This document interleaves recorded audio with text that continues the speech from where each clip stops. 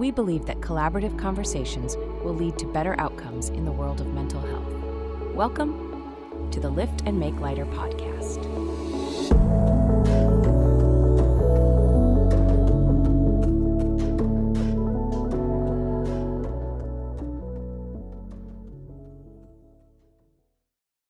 Tom Telford with Koby Taylor, pharmacist, entrepreneur. How would you describe Koby Taylor to the listener? I guess I got a different story. A lot of people call me the anti-drug pharmacist or the bearded drug lord. I don't know. My own journey, 10 years ago, I was a lot sicker. I was overweight, mentally not well, and very much a part of a system, sick care system that's broke. Like the medical system is just not working. I had 6 doctors, 9 prescription meds, and miserable. And it just wasn't working. Yeah.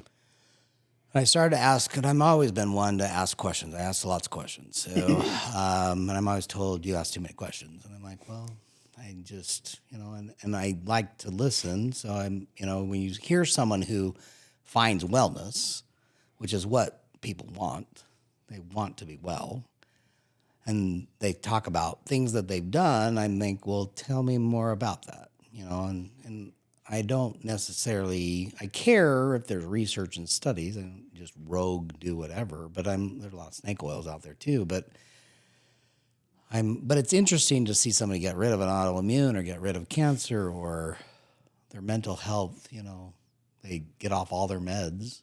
I think, well, how did you do that? And I think as a provider, I went into healthcare to help people find wellness. And then I found that, it's like really thinking about, like, I understand chemicals, but our body's a chemical machine. It needs certain things to run. And I'm like, it's weird that we don't start with some of the basic nutrition and lifestyle choices first, because you can't run a pathway if you don't have the parts that the body needs to run it. And so that's where I started looking at, amino acids and different nutrients, and even looking at drugs that cause nutrient deficiencies, and realizing that your body sees drugs as a foreign thing. And then when you see some of the side effects correlating with drug deficiencies or nutrient deficiencies, that you think, well, how do you fix that?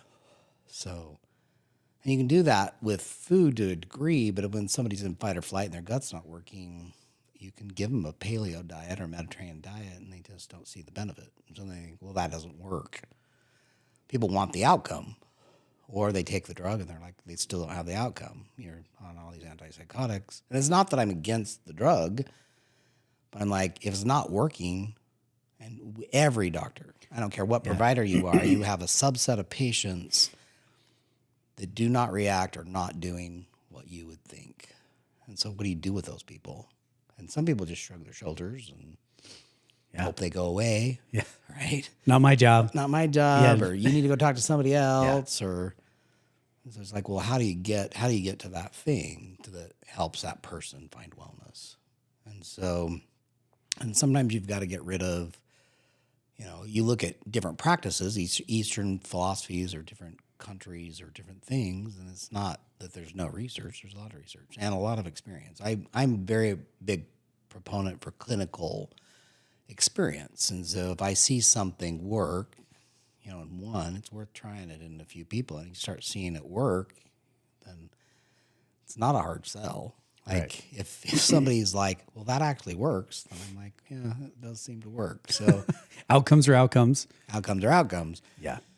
And so it doesn't mean, if I'm having a psychotic break, well, you might need to be on some pretty heavy things to get you through the thing. But a lot of those are Band-Aids treating symptoms that don't actually lead to wellness. Yeah. And so, why is somebody not mentally well? And a lot of people, their perspective, they don't even know what wellness is, because they haven't experienced it for so long. They don't even know what it is. You see a lot of ADD, and then if you've never experienced focusing And everybody tells you, well, you need to focus, but you've never, ever focused. Well, how do you even know you want to do that if you've never experienced it? It's hard to have the perspective, and they throw you on Adderall and you're like, oh, I'm focusing. But again, that drug does not sustain, it doesn't work forever. It starts to fail and doesn't work and has side effects. And so you think, well, are the side effects worth what it's bringing me? And why do I, is there something I could do, to make the drug work better? Is there something I can do to be on a lower dose with less side effects? Are there, why am I on that drug? Too, is you see people age, you get a hospice patient and they're on their death's door and they're on 20 drugs. And you think, well, you started that when you've been on that drug for 30 years. Have you ever thought of do you still need the drug? And if you can't tell me why you're on something, then why are you putting that in your body? Yeah. So you've got to understand, it's like this thing, and you're like, well, I've been on it 30 years. I should just keep doing what I'm doing. And I'm like, well, if what you're doing is not working, let's do something different. And it's hard when someone's on 5 antidepressants and still the most depressed, anxious person I've ever met. Why are we doing it? And I don't think I know it's a hard question to ask, but I think it's a valid question that everybody on the healthcare team should have that conversation. Yeah. But it requires you to talk for more than 15 minutes. I'm glad you go there and you bring that into the dialogue, because in our first discussion, we had this conversation about, is the healthcare system as it was designed, was it really designed to move people quickly on? Or was it designed to be able to really provide the time to assess, diagnose, and really ask the pertinent questions? And when we visited before, I was so impressed with how you started. You said, I just want to have the time to ask the right questions, the thorough questions. And it's interesting for us, for me, owning LÉVO, being part of LÉVO, which is a mental health company. In the healthcare industry, we're really couched as medication management, Right? which I can't stand, but we're known for being medication management. And in reality, our approach is that medication is a tool. It's a bridge. It's not a means to an end, because people may need medication for quite a long time, but it is a tool to be able to get to what you're talking about, which is a meaningful conversation to really get to the root cause instead of symptom management, to really get to that root. And I love your emphasis on that time. So when you think about just your clinical experience and, your expertise, what is the right adequate time, and what are you trying to get at with it? I think a lot of it's education. It's just people just don't know what they don't know. And so, and a lot of times people will say, well, I've tried everything. Like, oh, really? You've tried everything? And so I'll list, 10 more things that they've never heard of. And then they're like, oh, well, I haven't tried any of those. And I'm like, well, some of them have clinical data or research, and maybe it's not in the U.S. or, but certainly worth having a conversation about trying different things. Two, I think there's a lot of labs and things you can do to narrow down, with genetics and stuff like that, to even identify whether you should be on a drug in the first place. If you don't metabolize it correctly, or you're not activating the drug, or you don't have the right, there's some drugs that some people just shouldn't be on. And if we did a little bit more work up front, you could identify that. Now, again, if somebody's in crisis, you're going to do what you know. You're going to go right to those things. There's protocols for that. But long term, you've got to be talking about how do you make lifestyle changes. And not everybody wants to make the lifestyle change. Some people identify too. Once you get diagnosed with a disease, they get used to saying, I'm that kind of I have diabetes. And it becomes an identity. It becomes an identity. To their known. So then you're like, the idea that you could not have diabetes, or it could not show any signs and symptoms of that, is often not even on the table. Yeah. And yet that person would ideally, if that was on the table, they would want to know how to get that. But we don't have the conversation to even show that you could do that. And we know that, you need to be active or, do some things that makes a difference. We know it clinically. We know it. And even inherently just in your body, soul, most people know that they could be healthier. It's just what is healthy. And we there's so much stuff out there that I would say is, mimicry, trickery. It's not really taking you where you think, it's labeled as healthy or looks healthy, but it's not healthy. And that's the part that, when you really dive in and start looking at what people are eating, most people have areas to improve. And so, but it takes time.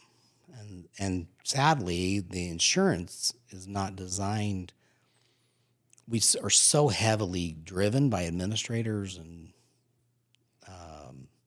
systems that are not designed to do preventative care, because they know that patient's life, they're going to likely switch to a different insurance or whatever, and so they don't invest anything in trying to get that person to actually find wellness, because they know that they're not going to treat them for their whole life, because they're going to switch jobs or they're going to switch things or they'll be off the plan, and so they don't invest any money into some of that. Yeah. And the research that's lacking, where the money comes from to do the research isn't driven by some of the things that don't cost a whole lot. It doesn't cost a whole lot to, sauna, cold plunge, breathe, weird, things that somebody used to be weird and now is pretty standard that most people are recognizing, oh God, there's some benefit here. And yet those practices have been in practice for a lot longer than healthcare systems. Right. Thousands. Thousands of years, where you're talking, if something's working and has been working for thousands of years, I'm like, well, there's some value to that, even if it hasn't been researched. Yeah. So just even getting out in the sun and, Breathing. Yeah, and breathe. It's free. It's pretty cheap. Is it worth a try? But I'm not going to try it if I don't even know. I'm going, oh, that's weird. And I'm like, embrace the weird. So you mentioned something there. You've mentioned it a couple times as we visited that I think is so subtle that a lot of people may not even catch on or recognize the point of it. So I want to tell a story with you, if that's okay. Sure. A short one, but a family friend of ours, they have struggled as a family with one of their teen sons who has had mental health challenges for a number of years. They recognize some of the symptoms or some of the behavior when he was young, anxious, fearful, struggled, in school, struggled maybe socializing a little bit. But as he got into teen years, it really amplified, really amped up quite a bit. Over the course of his young teenage years into his later teenage years, they, sought out over 20 mental health professionals. They spent, frankly, thousands and thousands of dollars. Their financial nest egg as a family. They actually exhausted what they would have called, we tried everything, including a lot of alternative treatments, out of the country, psilocybin. They tried ketamine, for a number of treatments. I mean, for all intents and purposes, they really did try a lot of out-of-the-box things. As a last result, they kind of were just pleading, almost, divinely with God, like, hey, can we just get an answer? Well, they ended up being introduced to someone who started asking lots of more questions, thorough assessment, holistic body, mind, spirit type questions. And in the end, they were recommended that they have this deeper lab where the lab really assessed what was going on the brain and gut connection. And then the professional showed them in the lab that he was not metabolizing, to your point, serotonin. Right. So even though he was taking drug after drug after drug, which is really to boost serotonin, because he was taking a pill in the gut, swallowing it, eating food, not being able to metabolize that drug, it was never reaching where it needed to make the bump and adjustment. And so your point is very valid, and yet it has such extreme outcomes for someone willing to really do the deeper assessment and understand the underlying cause, not address symptoms. Right. Even ketamine or some of these out of the box, There's not a single therapy that I know that works for every single person. And if you tell me that it works 100% of the time, that is a huge red flag for me because I've never seen a single thing to supplement anything that works 100% for 100. Yeah. Like if that would be a magic pill. And sadly, we've been sold that people are looking for that green pill or the blue pill or the one thing. They want to do one thing. And I'm like, your body does not work on one thing. Nobody runs on one thing. So I'm like, you have to look at the whole picture to understand, and it's a balance. And so if you're out of balance in one thing, it causes other things to be out of balance. If you take too much of one thing, it causes other things to go. So if you push your doses on B12, you suppress all your other B vitamins. Some of your amino acids too, when you look at them, if you push a lot of one, some of the pathways of even how you absorb it or do it is that you saturate all of the receptors, and you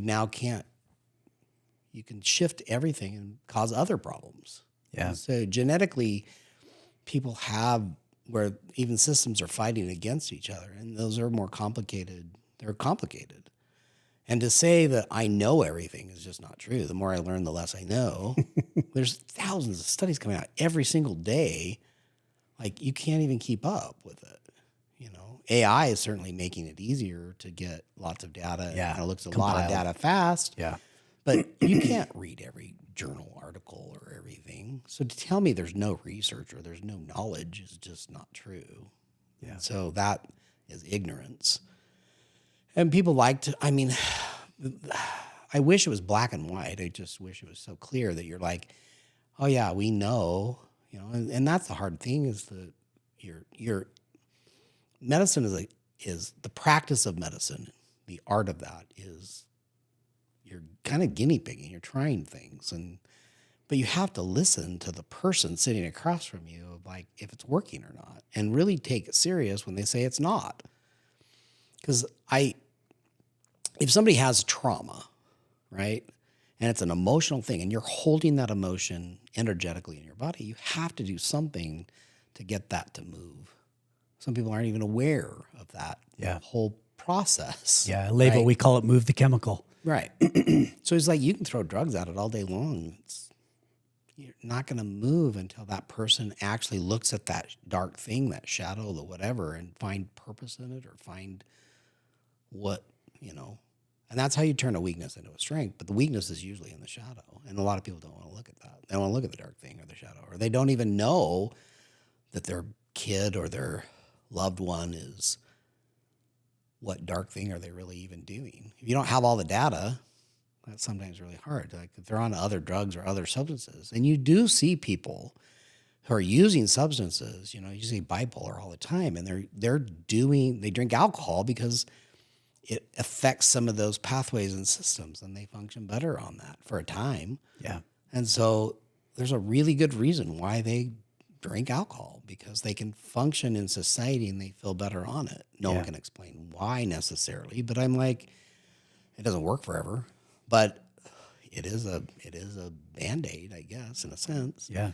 Two, I find a lot of people, even with bipolar, are drinking Red Bull, and it's got taurine in it. There's a whole bunch of other crap in it, but there's an amino acid in there that often I find commonly deficient in people with bipolar. So they have found something that's working. Yeah. And they don't even realize. It brightens the shadow. It brightens that. Yeah. I mean, that coping, it seems like the underlying issue with what you're talking about, the root cause, is that people are going to cope with whatever that root cause is, the shadow, the trauma, whatever that, may be.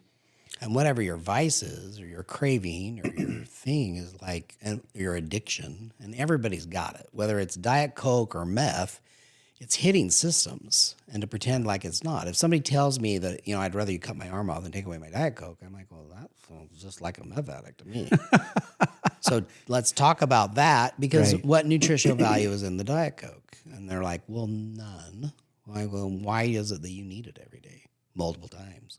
Yeah. Why do you need 64 ounces of that? If there's no nutritional value, to pretend that it's not doing something to you is crazy. And to figure out that the chemicals in that are banned in other countries and you can't buy it in other countries because they're not allowed in the country. Like, how can a third world country do that? And how can Mexico put a black box warning on soda and we in the United States just shrug our shoulders and think everything's fine? I'm like, well, there's something going on there, and there's a lot of money behind that. And nobody's going to bite the hand that feeds them. So if Coca-Cola pays I'm never going to be a sponsor for Coca-Cola. But Probably not. No. But, no one's going to buy it. If they give money to every single media outlet, who's going to run an article to actually tell you the truth? Yeah. And is the truth, at the end of the day, does it mean that no one should ever drink it ever? No, but probably not 64 ounces a day. Yeah. So, and for some people, it's causing you a lot of problems that you don't even realize. Yeah. The red dye hits the serotonin system, the caffeine hits the dopamine system, and the sugar or sugar substitute hits the insulin system. Is it having an effect on your body? Absolutely. There's a reason you're craving that thing. Yep. And once you go into fight or flight, you'll pick that over and over and over again. And it's really hard to get somebody who's in panic to think clearly. Their frontal lobe, the logical part of their brain, is not working. Yeah. And a teenager's not working. They're not fully developed. They don't even have the perspective to even know what's off. Everyone around them knows there's a problem, but the person thinks they're fine because that's how they've always been. You can't change something unless you're aware that there's something you want to change. Once you see it or experience it, and you've like ADD, when you focus, you're like, oh, I kind of like that. But a 5-year-old has no clue when you say you need to focus. Well, what does that mean? Yeah. I've never focused before. I don't know what you're talking about. And if 60% of entrepreneurs have ADD, I'm like, well, maybe it's more of a gift than a horrible disease. Yeah. Like, why do I want to suppress it? They just need to maybe learn different. The education system should catch up with some of these things of how to teach kids and learn differently. Yeah. It's interesting, actually, before you arrived, a principal of a high school just left. And that was literally the dialogue of just what does modern education look like? How can schools innovate and just start to address some of those things? Maybe it's not necessarily the children per se as much as the system that's trying to keep them in the box. You know? And maybe it works for 70% of people or 80% of people, but there's a percentage of people that do not fit in that box and never will. Right. So forcing that person in the box is not like trying to control it or trying to force it. I'm like, that doesn't work. That person's never going to, they're not going to. I think that, for you and I in particular, our dear friends, our joint friends that introduced us, Ben Harris and Arden Smith, they've known you for a while. They're St. George locals. They know your commitment to this holistic, let's address the whole human, in terms of trying to get to the root cause of the challenges people face. As I visited with them and as we've talked with them and with you before, this idea of stop trying to put people in a box of care is a theme. And I love that about you, that you approach it, differently, that the patient needs to drive, the provider needs to sit shotgun and ask the right questions and listen and really try to tailor, what that approach can look like. And over and over, even though LÉVO is a business and it's a company and we're a for-profit company, we need to do well in order to survive, to care for people. But I feel an immense stewardship in doing this and owning the business, that we do not exacerbate the problem by just throwing stuff at symptoms because it's a business. And so when they made an introduction to you, I thought this is exactly what we need to do to really prioritize the patient. That if we just have an in-the-box solution, we're just kicking the can, instead of really trying to address and put the patient, in the driver's seat and try to let them drive. And that's been my big thing. So Fusion, we have core values, and our first core value is care first. Yeah. And there's so many times where I'm like, did you make that decision? Did you really think about the patient and care? Because, and in the end, too, I can't always care more than the patient, because that doesn't work either. No. So it's like somebody's got to be, wanting to do a lifestyle change. And, and some would say it's hard, but I'm like, and maybe initially it is, because they just don't know the benefit of doing the thing. So it takes a little bit of like trust and faith to get somebody to, especially where they've been to, I don't know how many providers, 20 providers, and they've never seen anything work. So then they're like, I don't know. They're so skeptical. Of course. And exhausted. Of course. And I've said, they're like, oh, another thing. It's not, and it's hard to go into a therapy where you're like, nothing works.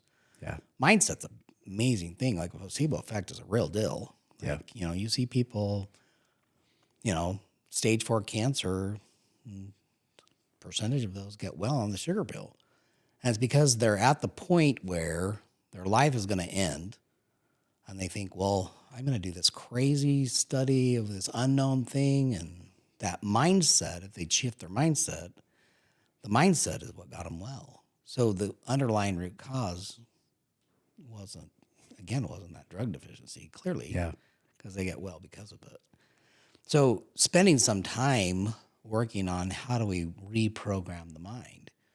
Even you mentioned ketamine. Ketamine, I'm super passionate about that therapy because I've seen it change lives. Does it work 100% of the time? It does not. Yeah. Are there certain patient populations when your brain's on fire, you probably shouldn't add more ketamine to the system? But you can see people like shift, and there's a scarcity too. Like providers are worried that they're not going to have enough patients, or like even the system sometimes is like want to keep people in the system. I'm like, what's the outcome? Like if I've got we do a little bit of work on wound care, and some of those systems, I'm like, the person wants the wound to go away. Like that's the outcome that we should be focused on, right? And so like what's the best chance that you're going to get that wound closed? And that should be what we want. But sometimes I think, well, why are we doing all these things? That person's had a wound for 25 years. And we sometimes close it in 3 weeks. I don't get a lot of wound care clinics calling me for the thing, because their standard of care keeps them in that system. Yeah. And they make a lot of money off that system. And it's not usually the provider that's doing it, which is interesting. It's the administration and the people that don't know what they're doing, that just stockholders and the insurance and things that are not invested in your wellness. Right. Hospitals don't make money unless they've got sick people in the beds. So they look at that. They're looking at how many people are in those beds. And that's the problem, is it's not incentivized for wellness. Yeah. The whole system's not. And nobody cares more about your health than you. It has to be that way. And if you don't care, you probably have a loved one that does, because they don't want to be around you because you're not fun. Amen. Amen. If not yourself, then for the person that you're making miserable, right? Yes. Speak more about that if you don't mind. I mean, I'll double click on that with you, because you've subtly talked about it, but how often in healthcare is the system and the process a reinforcing loop of just keep the revenue coming? I mean, is that it? It's disheartening to me to see that.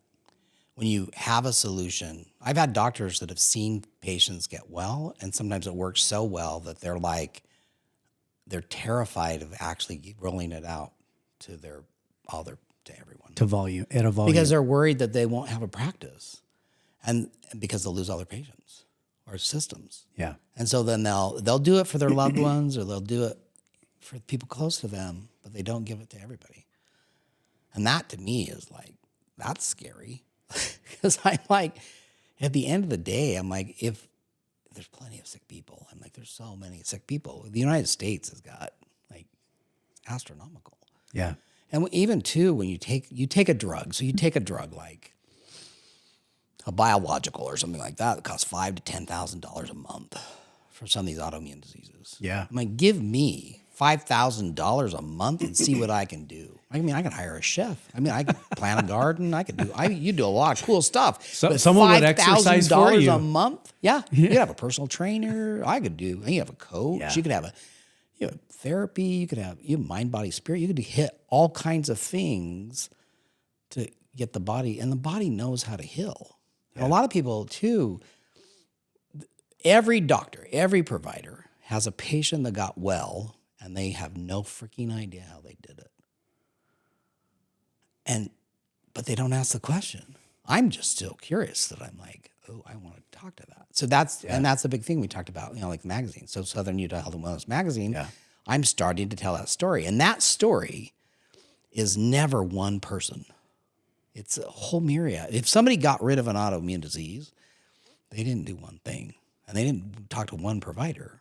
Yeah. They did a whole bunch of stuff. Yeah, they had to It's just figure it being out. realistic about what's all the things. And so they had a little mental health, they had a little spiritual health, and they had a little bit of physical health, mind, body, spirit. They did something in each one of those buckets generally if they found wellness. Yep. And are they perfect? No, there's usually some other thing. There's always things. But if you get rid of you go from being a recluse locked in your room and not talking to anybody to actually having a job functioning and thriving, well, that's interesting. And you make better choices, and it's sad to watch like some of the drugs, like we label drugs, like not all things are equal. Like people, I think, put all drugs as all bad. And I'm like, well, I don't know. Something your body makes, like estrogen, progesterone, testosterone, thyroid, those are naturally found in the body. So I'm like, to me, those are not the same as Prozac and ibuprofen that no one's deficient in. Right. It doesn't mean that I'm not like understand those drugs and things and see a place for them. But when, Japan and Costa Rica have a 1% mental illness and we're at a lot larger numbers. Double digits, to say the least. Right. Yeah. So you think, and obesity and things, you just look at other countries and I'm like, and they're spending a fraction of the dollars in the healthcare space. And that's the part that and everybody knows it, and yet we don't. It's like, I don't know. Let's have a hard conversation and talk about it. Yeah. I can't solve it unless you're aware that there's something that you want to solve. You can't change anything until you're aware that there's something you want to change to. Yeah. And be really clear, like, what is it you want? And if the person just wants to take the drugs and treat the symptoms because that's all they can handle today, then you got to meet them where they are, and we'll do that until you're ready. Yeah. But once you're ready, there's a path to wellness. And to say that there's nothing you can do, I think that's the most disheartening thing that some providers tell people. It doesn't matter what you eat, it doesn't matter what you do. You're going to die and you'll be dead in 2 weeks. And if the person believes that, a lot of times they do. They die in 2 weeks. Yeah. But why take away the hope? Yeah. Like there's so many people that are just hopeless, and that is a horrible place to be. So that depression, that thing, and that's where, for me, it's like I didn't realize I could feel as good as I do today 10 years ago. Am I perfect? No, I've got all kinds of things, but I'm functioning and feel so much better. But I don't know. My mom's pretty healthy, and she's more of the green side growing up. And I went very Western, and it was like, my mom's crazy, and now I'm like, oh, there's value in both things. Interesting. Yeah. So it's like, and that's where functional medicine or, somebody that's thinking outside the box, they're looking, their approach is different. And so many of them don't take insurance because the insurance is dictating what they can and cannot do. And if you make a decision to not even tell somebody of an option because you're like, well, insurance doesn't pay for it, if somebody can't afford it. That's what's hard too, is not everybody can even afford to get out of the hole they're in. Because they're so sick, they're disabled or whatever, and they can't even get a job, or they can't, that is hard. It's very hard. Yeah, that is literal stuck. When the financial barrier becomes a part of it, that's a tough one. you know? And I think about that a lot, you know, for people who are in that situation. When you think about your mom and your own approach, and you said, you know, combining them, there's something to that. Give us some gold standards from your seat, your lens. You've now treated thousands of people. I mean, good grief, you're a pharmacist, you're an expert in medications, and yet your own approach is to combine, you know, worlds. Will you just speak to those different worlds, you know, using some of the language of healthcare that we have in the US, and maybe bring and blend in other language from your experience? I think that's the thing is I was really scared of like alternatives. You mentioned like psilocybin. And when you go look at the data and you talk to people that did it, they're like, well, that one thing changed everything. Or even a round of ketamine. It's usually not just one therapy. And it has to be done. Not everybody does it the same way either. I think there's good ways and there's maybe not so good ways. But I think that how you experience something, you know, is matters too. And it's not for everybody. No therapy is. But I think that asking that question of like, what is it that's going to help me get the outcome that I want? And then just looking at clinical, like there's value in clinical experience. A drug company does not create a new drug usually until they're pretty sure that they're going to be able to make millions of dollars off of it. They're not mass produced. They're not going to spend millions of dollars for a study unless they have a pretty good idea that they'll get their money back. Yep. Like who would? You don't spend. Yeah. No one's into flushing money. No. So, and there's some things, if you can't patent it or you can't have some of those things, it's just, it won't be studied.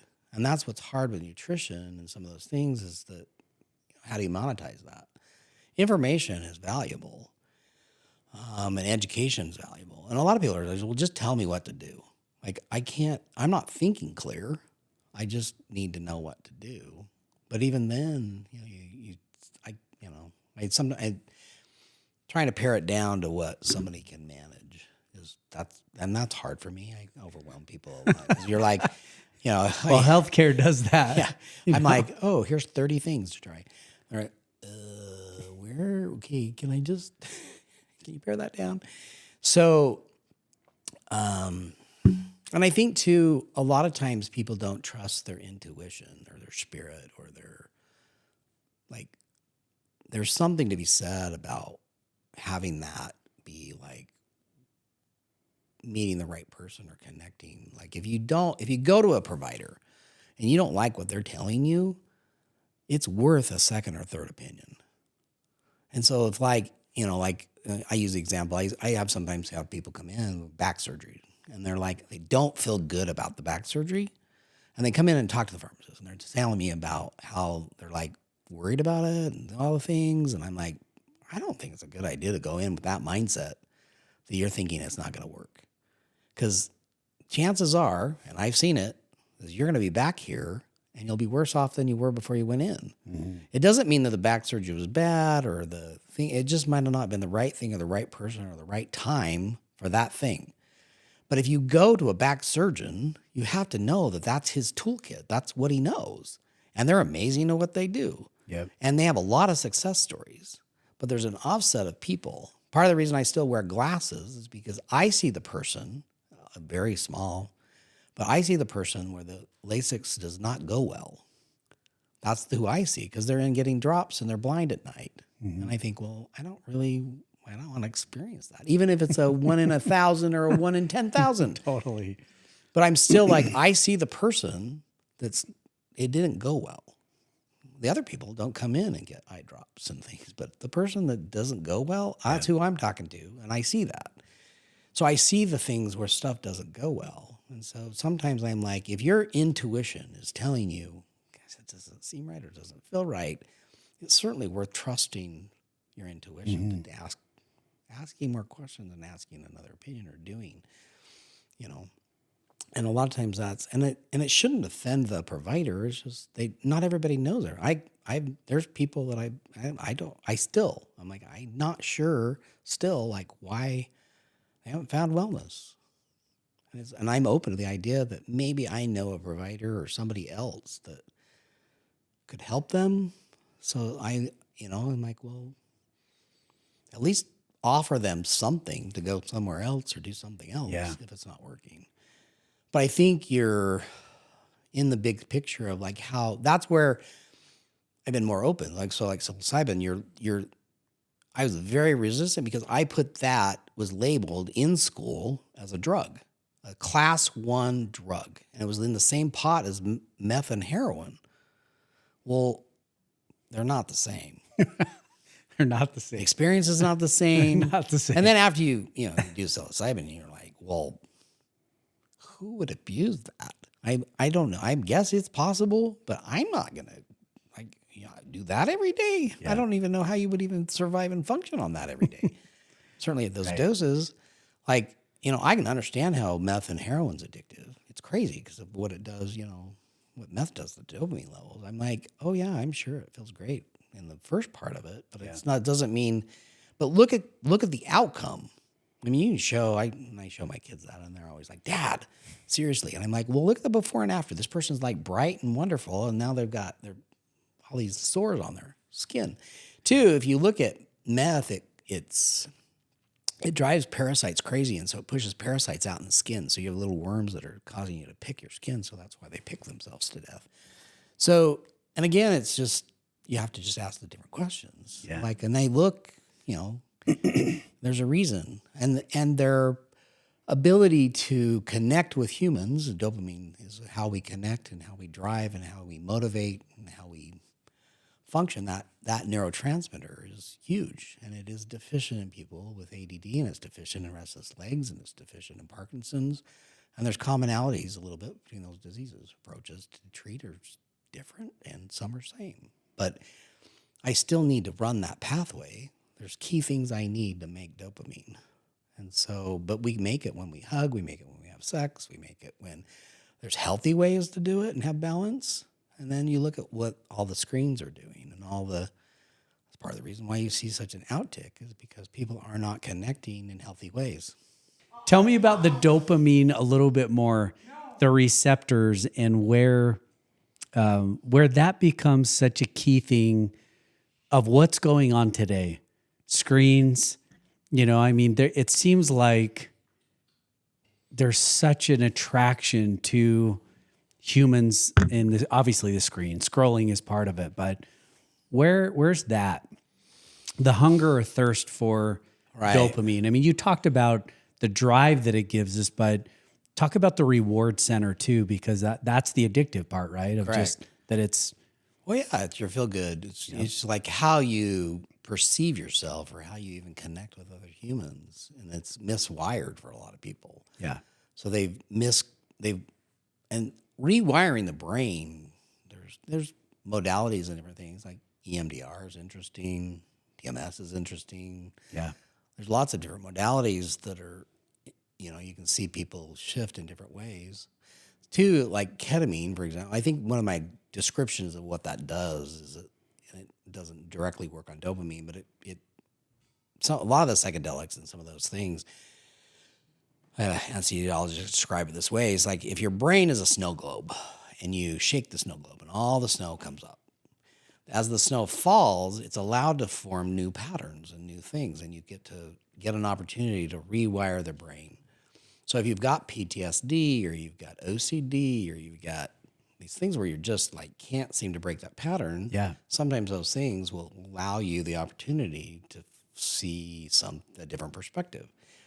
And it's like same with trauma, and I've done a lot of work in this area because I was abused as a kid sexually. So I spent most of my life not really trusting the masculine in myself or other people, and I had barriers. I didn't want relationships because I didn't really particularly, because I was very young. That wasn't a pleasant experience. No. And so I had to find purpose in it. But for a long time, you just, you go to a therapist and they're like, oh yeah, if you were abused, you're more likely to abuse. I'm like, well, why the crap would you tell me that? Like, that's horrible. I'm not a statistic. Yeah, now I'm anxious and fearful about that. Yeah. So now I'm like, oh, well, maybe I shouldn't be around people. Yeah. I'm not safe. Like, so that it just reinforced thoughts that were not helpful. And so, and not recognizing that what you think you create. So it's like, you know, and what you resist persists. So those things where you're like, well, understanding the mind is really an interesting thing. And that's a hard thing to try to tell somebody when it really is psychosomatic or they're creating it. Like, no, people don't love that. We like to be the victim, whatever, and be like, this is outside of my control. And so in some cases, that's true.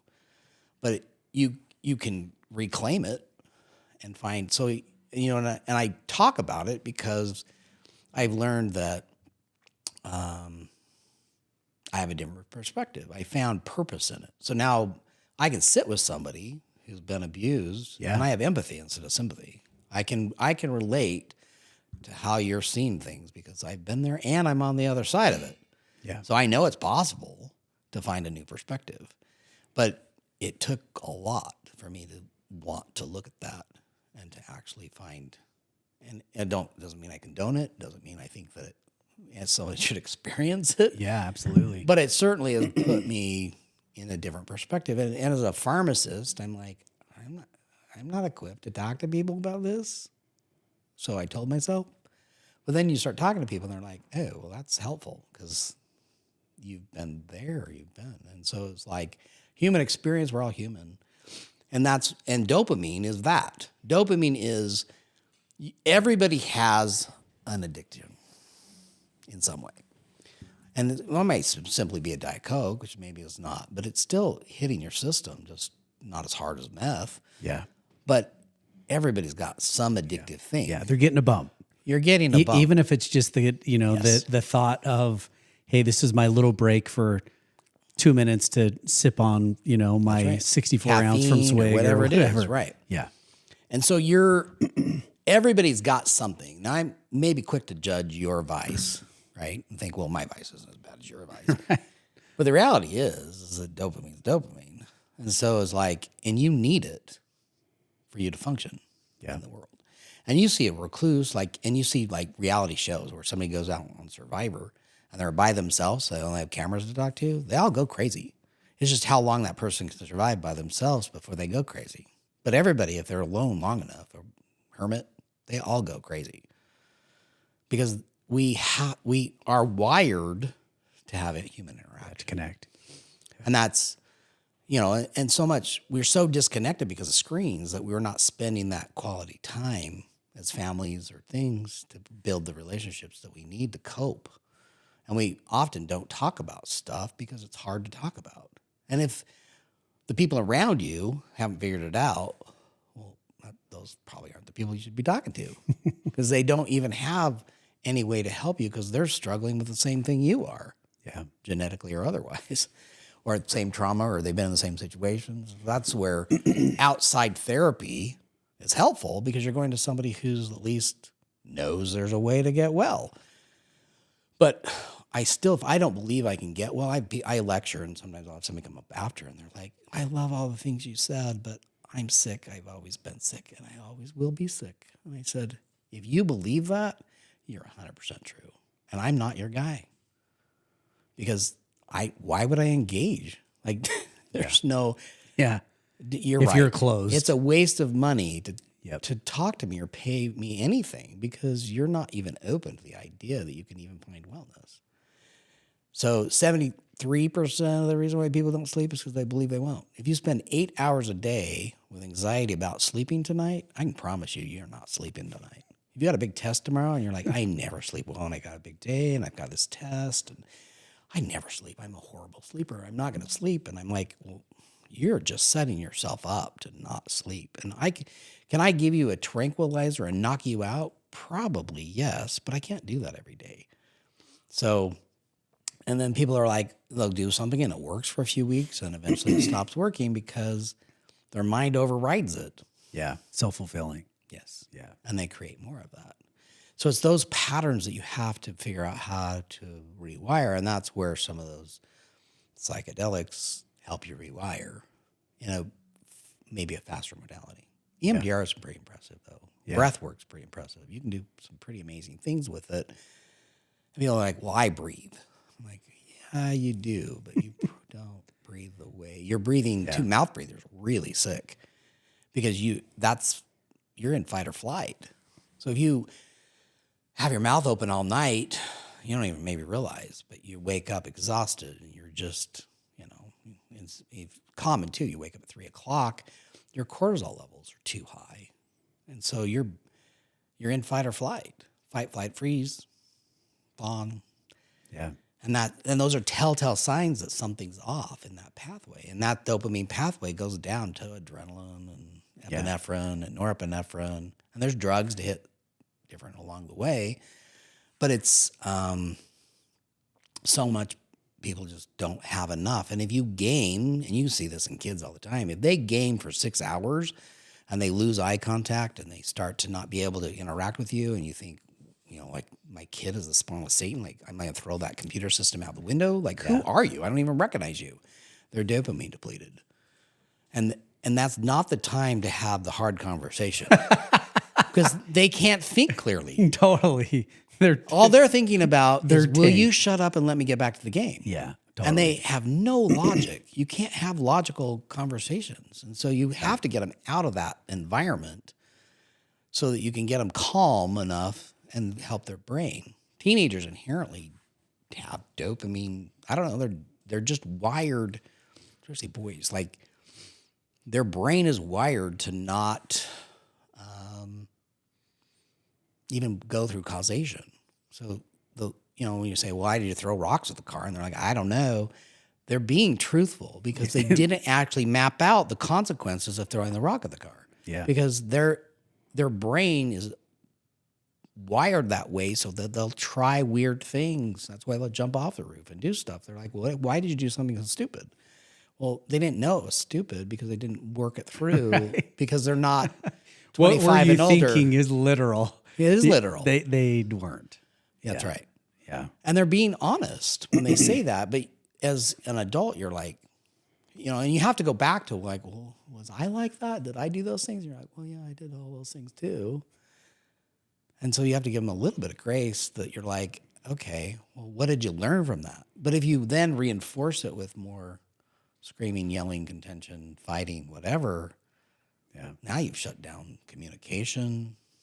You've reinforced that it's not safe to talk to you. Yeah. And maybe you aren't the safe person to talk to. And I get it as a parent. It's so hard to watch. It's so really hard to watch somebody who's just spinning and you so badly want to see what it's like to be well. But it's like until that person wants to change that or even sees that there's a problem with it, that's where you see this, like somebody who's manic. They're a lot of fun until they crash. Yeah. And ruin lives all around them. Right. Right. And they go off the meds because the meds make them feel horrible. I understand why you stop the meds because oftentimes they're not really helping you and you like the manic state. If you're in the depressed state all the time, that's really not a lot of fun. Yeah.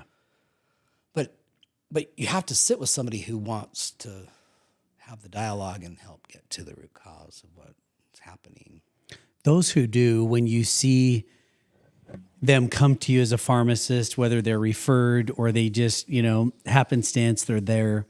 Are there some best practices that you think, man, if we just would assess these 3 things, or if people would just consider these, and I know it like there's 30 things they could be doing, but is it possible to try to dispel it into simplistic things for our age, the issues of today, that you think, man, if individuals and families would just consider these things, whether that's sleep, nutrition, supplement, vitamin D or B or whatever that is, are there some best practices that you think from your perspective? I start with core nutrients before I'm going to do Gouda berry and ginseng or some herb, and there's value to those. Yeah.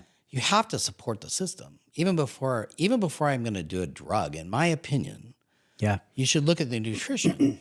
Because I'm like, in order to run, serotonin pathway, I need 12 things, dopamine pathway, 7 things. And if 80% of Americans, per our government, says that they don't eat the RDA, the recommended amount, which is the bare minimum, not optimal, it's just the bare minimum to be alive, like there's a difference between enough bare minimum enough in the lab. You're in the normal range, but you're 1 point in the normal range. Like, I'm like, magnesium's involved in so many biochemical functions, and 80% of Americans don't eat the amount, and would argue that there's deficiency all over the place. And you can't run either system without it.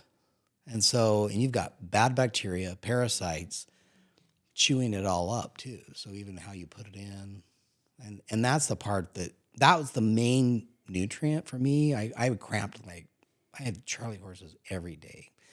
And it's because I have some genetics that I don't move magnesium from my blood into my cell and mitochondria. Vitamin D helps regulate some of that. My vitamin D was 10. Normal range is 30 to 100. Functional medicine doctors like it between 60 and 80. That's optimal. You can get that by sitting in the sun. You get 20,000 units of D with 15 to 20 minutes of skin exposure per day. And again, that amount makes all the difference. D is probably one of the most studied vitamins, and there's not a disease, I don't think, that has a study that didn't show improvement, from mental health to high blood pressure to you name it.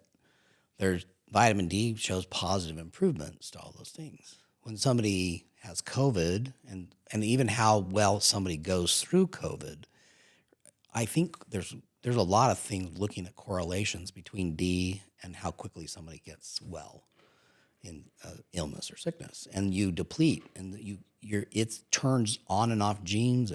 It's more of a hormone, and so it helps the immune system be able to do what it does. Your immune system, yes, fights infection, but it also repairs your body.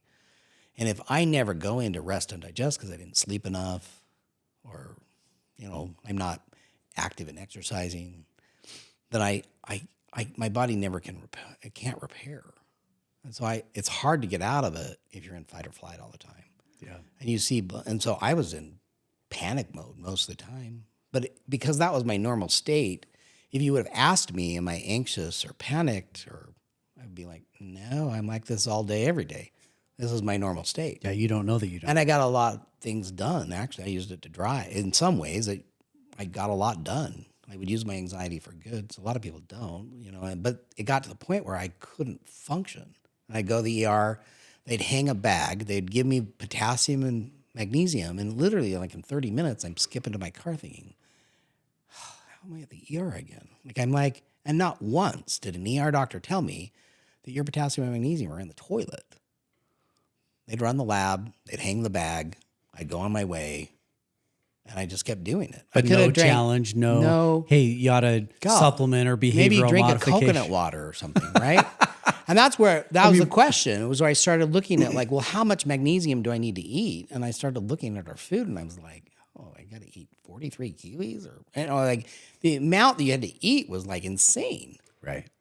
And I was like, and you as a consumer have no idea. Like, we got food labels on all the processed foods, but when's the last time you saw what's in an apple? Right. And there's thousands of things in an apple. Yeah. But, and I can grind the apple up and keep a lot of those things, but there's so much stuff by eating the apple that happens. Your nitric oxide, we know a lot about it. It's just putting all that data, again, thousands of articles, all into a condensed form to help you understand that it's important. You're also, an apple a day keeps the doctor away. Well, you're never designed to eat an apple every day. So even what you eat, like eating in season, rotating foods, to me, that's where some more of the magic happens. So it's like I had to fix multiple things. I had an issue with my taurine. I had an issue with my magnesium. I had an issue with my vitamin D. And they all play with each other to get that right amount inside the cell. And it was a functional medicine doctor that ran an RBC, a red blood cell magnesium, and I had basically none in my cell. I had critically high levels in my blood. And my doctors all told me I should stop taking magnesium supplementation. But I'm like, if I do, my cramping is so much worse, I can't even bear it. So the supplements were helping, but most of it was in my blood because it wasn't moving into the cell. And it wasn't until I did the right lab and had somebody look at it and explain what's going on that I even knew how to fix it. And that's the part that I'm like, and that one thing, but you know how many labs I had and how many doctors I talked to before somebody actually told me that tidbit, and it changed my whole life and made me start studying nutrition because I didn't get any in school. As a pharmacist? None. Yeah, so let's just restate that. As a pharmacist, you receive no nutritional training. I got a little bit in my freshman year in my undergraduate degree in just your basic health and some of those biology classes and the very basic, really beginning thing. But at that point, I was so excited to be on my own, and I didn't have a lot of money, so I'm eating hot dogs, ding dongs. Like, my mom didn't give me any sugar cereals. I was like Apple Jacks. I'm like, where's that been my whole life? So I went from eating relatively healthy, like we ate out once a month growing up, to I loved the Love's gas station across the road. And I mean, I ate horrible things, like mac and cheese and I don't know. I went from eating relatively healthy to all this really not so healthy food. And I ate a lot of sugar. I didn't have sugar much as a kid. My mom made really, some of the stuff she made us eat. I was just, I didn't even know. You were free. I didn't even You really had know money in what your a chocolate pocket. You chip could cookie. go get some good cookies. I was so excited to be, and I just didn't know what I didn't know because I didn't. And then, so I wasn't really paying attention as a freshman to nutrition. That didn't matter to me. Because I wasn't, it wasn't until much later that all that stuff started to be like, wait a minute, like I'm on all these things. And when you start looking like at a proton pump inhibitor that causes 17 nutrient deficiencies, and in my opinion, is one of the worst drugs you can take long-term for your overall health, that I started to realize, and it's linked with Alzheimer's disease. So it's like it causes issues because it changes the pH in your stomach and changes how you absorb all of your things. And I'd been on that for 15 years.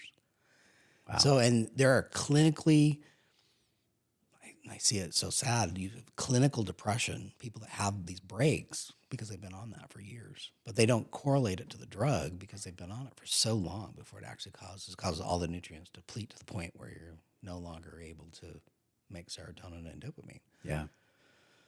Is that depletion common for medications? It's a lot more common than what people think.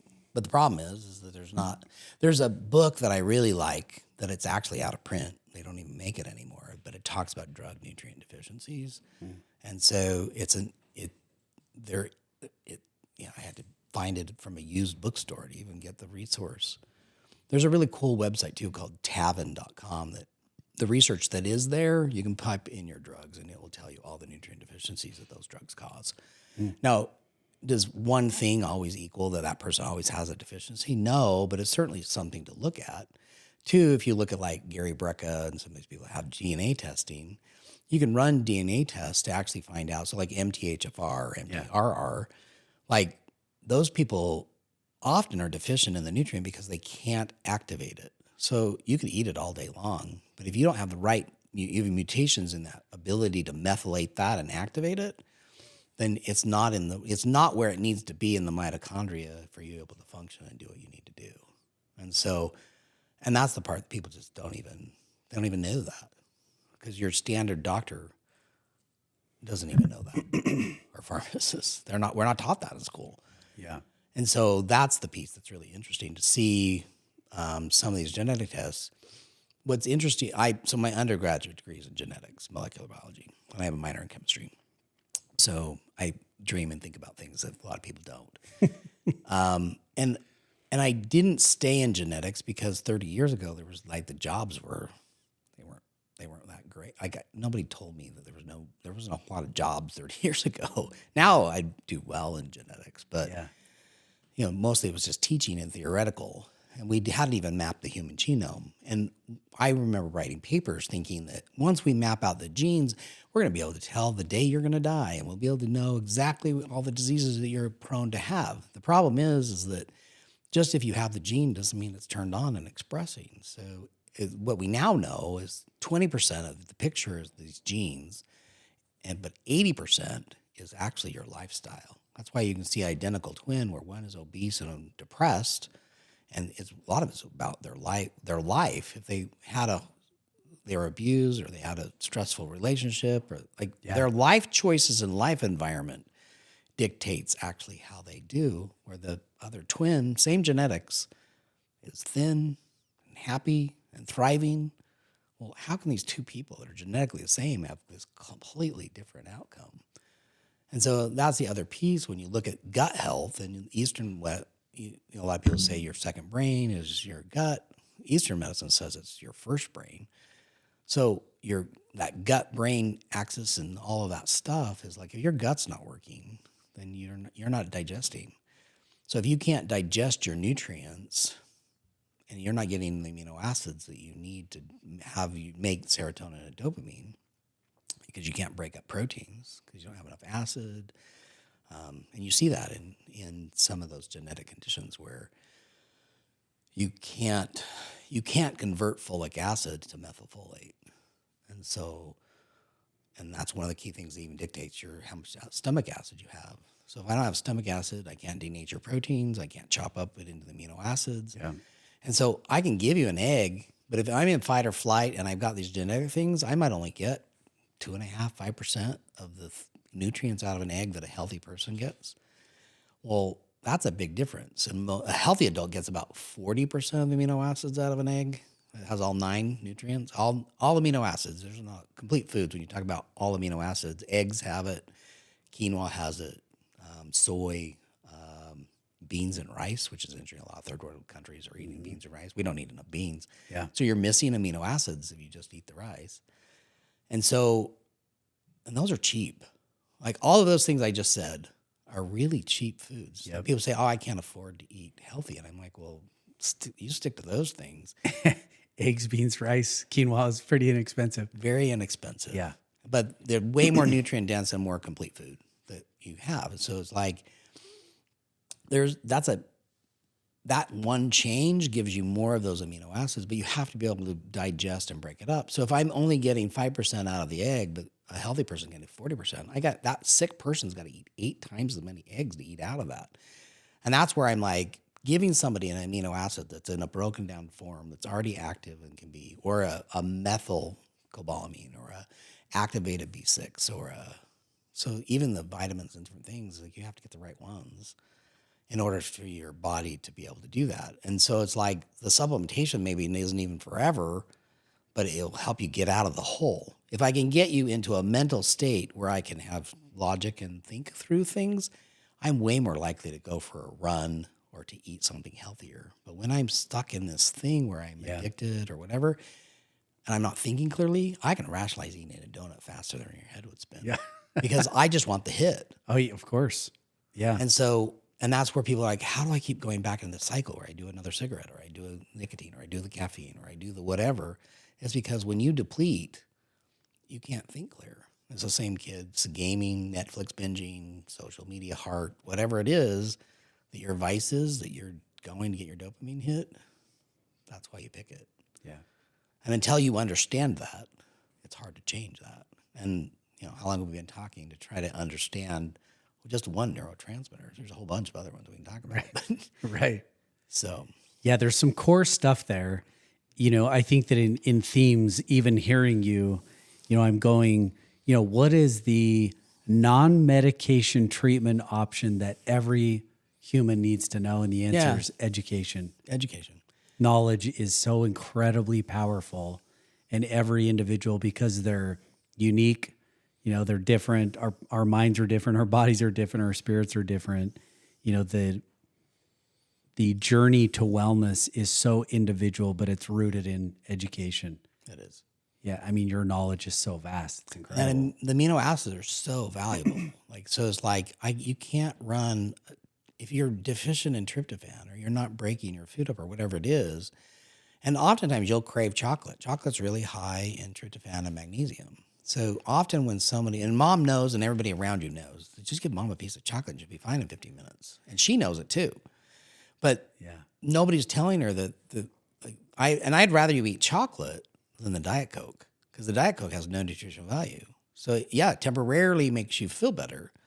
But when it wears off, you need another Diet Coke. Yeah, you got to have more. Or the chocolate at least is a food that has some nutrition value. Now, granted, I'm not saying milk chocolate with a whole bunch of sugar, And too, if you're going to eat a chocolate, don't eat like waxy yucky chocolate. Yeah. But, you know. High grade. Yeah. So it's about things. And if you're craving salt, you've got to think about salt. Like the go-to for a headache is ibuprofen or Tylenol. But we know that those are hard on kidney, liver. Ibuprofen can eat a hole in your stomach. There's a whole bunch of things that ibuprofen does that I'm like, is a risk to benefit thing that a lot of people don't understand. But if I told you that if you just took Himalayan salt or Celtic salt, which is a more blended thing, it has more minerals, it's not just sodium chloride, which is most table salt. So you got more minerals, all the different things, and you ate that, just a teaspoon and a glass of water, and your headache would go in 15 minutes. Isn't it worth trying that before you take the ibuprofen? And that's what's shocking is somebody will try it and they think, oh, that really works. But again, if I don't understand that, because no one's ever said that, it's just an interesting thing to think about. It's just a home remedy. Right. Versus, Yeah. or but it's really cheap. Yeah. Just take a pinch of salt and stick it in your mouth. And your headache goes away. I mean, at least it's worth looking at. Now, are there other causes for headaches? Sure. And again, if the headache's still there, I'm not telling you can't take the ibuprofen, but I'm like, you're not ibuprofen deficient. But that's the go-to because that's what we've been trained to do. And somebody's going to make way more money on an ibuprofen. And people say all the time, well, why would you tell me to do that? I'm like, because I went into healthcare to find wellness. And I don't, do I make money from things I sell? Yes. And if you talk to me long enough, there's something I have that you probably need that you don't know, but that's the point is like, I like people to be open to the idea to just try different ways and different ways to deliver drugs. That's, we mix up a lot of stuff. We have 6,500 formulas. We do a lot of things and I don't do everything.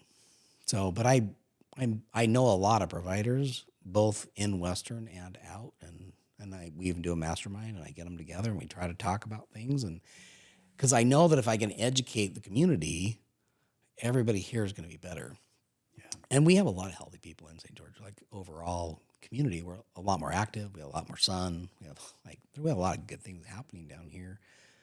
That it's like you look around and you don't see a lot of morbidly obese people generally. And so, in general, the population here is a little bit healthier. Yeah. We have a lot of older folks that, might have health issues and stuff, and there's still sick people. But I think that's the point of, going to the basic. Like you say, what does people need? Like I put people on a vitamin D, omega-3s, again, were really well studied and improves almost every disease, mental health or otherwise. Magnesium. When you look at how much you've got to eat in food, it's really hard to get what you need every day. Yeah. You need to do an electrolyte. Potassium's best to get from some type of food source. It's harder to take as a pill. And so, drink a coconut water that's got 500 to 800 milligrams of potassium versus a Gatorade that's got 50.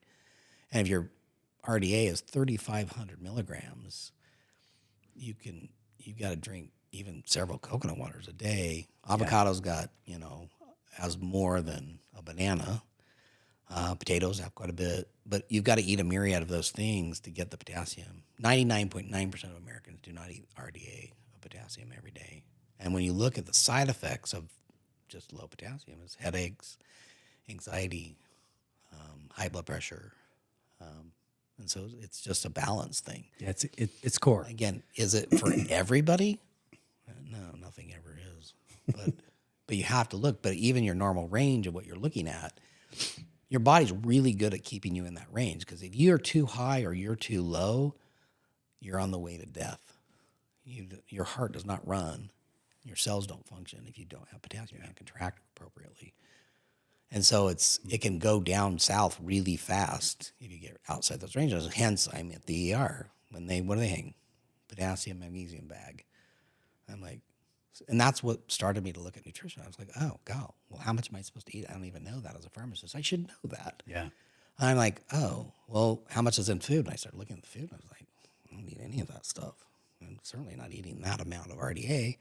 And once I made the lifestyle changes to get away from the processed foods, because nobody puts potassium in a supplement or in processed foods. And it's on the label.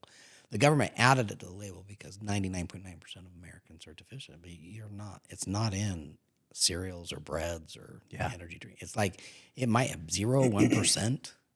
So I'm like, what good is it to be on the label and almost nothing has it in it. So anyway. Is it accurate to say that most Americans are over-caloried and under, just supplemented or mineraled or there's a lot of mineral deficiencies, lots of those different things, and it's because we're out of balance. We eat way too much sodium chloride and not enough of these balanced salts. And we crave salt, but then you don't put in all the right part. You go buy table salt or eat table salt. Yeah. And it kind of curbs the salt craving, but it causes an imbalance. Even like what people don't realize is if you get a lot of night to pee, a lot of it's if I don't hold my water well, it's because I don't have enough magnesium and potassium in the cell. Water follows salt, but your potassium, magnesium is inside the cell, your sodium chloride's outside the cell. So even where your water is edema, and a lot of that is because you've got too much sodium chloride in the outside the cells, not enough potassium, magnesium inside the cell. Fascinating. And so that one change can even make it so you're not as bloated or you move things. People are like at the end of the day, they're like all bloated and feeling. Instead of me waking up before I could sleep to 6. Sucks. Yeah. So and a lot of people are like, well, I can't drink water before bed because I just get up and pee. And I'm like, you're deficient in salt. But you have to eat the right salt. Yeah. So I love I like LMNT and but there's lots of ways to do it. Yeah. But usually for that, most of the time it's not a supplement because you just can't get enough. A lot of the supplements are only like 99 milligrams. And if I'm supposed to eat 3,500 to 4,500 milligrams, depending on age and sex, but that's a freaking lot of pills. That's a lot of supplements. So stick with, you've got to eat your fruits and vegetables. You've got to that's where the main sources are. Yeah. Or even just the right kind of salt. Yep. And that's just one nutrient. And that's what's sad is that there's thousands of nutrients and that's what's hard is when somebody's got some weird boron or selenium or iodine, and there's just not always labs. And so many times doctors aren't even running that. They would treat it if they had the ability to do labs, but most of the labs that are run is the standard panel that we've been running for 60 years. We have thousands of labs, and yet most insurances don't cover any of that. And so they're flying blind. They don't know. Because I promise that if a doctor gets a lab that's abnormal, they're thinking about what they can do to fix it. They just need to run better labs. Yeah. And so it's like garbage in, garbage out is just, you don't have the data to do. And even too, I'm running labs and my magnesium's high, I see a lot of high B12s, but oftentimes that tells me that I need to run MTRR to see if they can methylate their B12. And so if they're not methylating it, then it's all in the blood, but it's not where it needs to be. If you run a red blood cell and you lyse the red blood cell and you look at what's inside, you start to find, well, there's no B12 in there. Well, no wonder they have neuropathy. No wonder they've got weight gain. No wonder they have depression.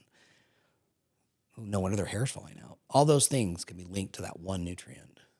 And yet we don't talk enough about that. Yeah. And what you put in matters. But even when you have somebody really sick and they're in, you can feed them a Mediterranean diet for 12 weeks and they're still like, I don't really feel much different. But I'm like, we didn't fix the gut. You're not getting out the nutrients you think. It's all just going out. It's waste. Yeah. So fascinating. So much knowledge, to be learned. I love it. It's awesome to have you. Koby Taylor, pharmacist, with Fusion Pharmacy. You're in 40 states.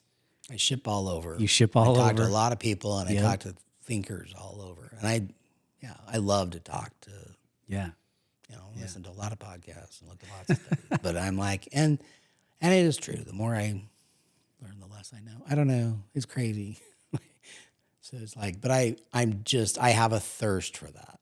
But it's fun. Yeah. It is really fun. Where can people find you?